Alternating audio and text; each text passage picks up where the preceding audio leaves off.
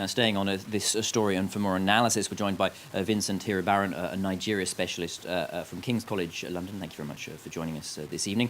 Now, this is Africa's biggest economy, biggest population. How important, really, an example would you say it is for other African nations in the region for this peaceful handover of power, given, of course, the precedent perhaps set not by Senegal, where it was peaceful, but by the Ivory Coast, where it wasn't so peaceful? How important an example is this? I think it's fundamental for the whole of Africa, actually, when we think about knowing what's going to happen in Ivory Coast soon in the next elections, but also in Senegal, as you mentioned.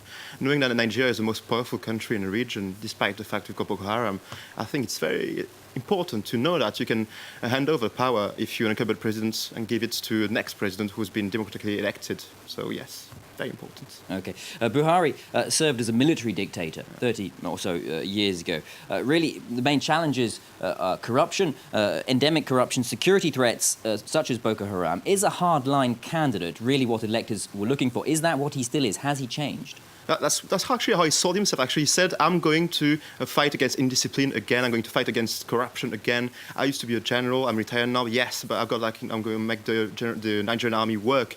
I'm going to make them fight against Boko Haram." So actually, that's the part of himself telling Nigerians, "I'm going to do the same thing again, but in the democratic manner this time."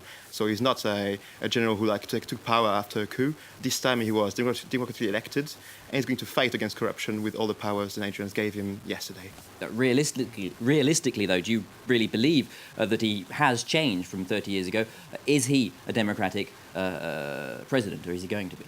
I think he was elected as a democratic president. Now he's got to show us what he's going to do, of course. His methods might not have changed. We've got to see that as well. He was quite renowned for his being very harsh, putting people in prison without trials, and even trying to kidnap someone in London while he was in office himself. So I think he needs to show us what he wants to do in the future. So yes, I'm looking forward to knowing what he's going to do. Okay.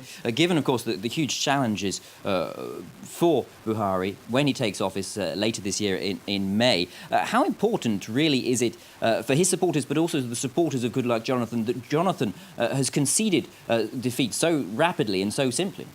I think it's very important. For the first time in Nigeria, you've got someone recognizing defeat and saying, "Look, I've lost, and good luck for the next one." And I think it's fundamental. He said that on the media, social media as well. He said, "Good luck," and he wants to be seen somehow as the father of Nigerian democracy. So someone is someone trying to claim a title here, as someone who handed power to someone else. Okay.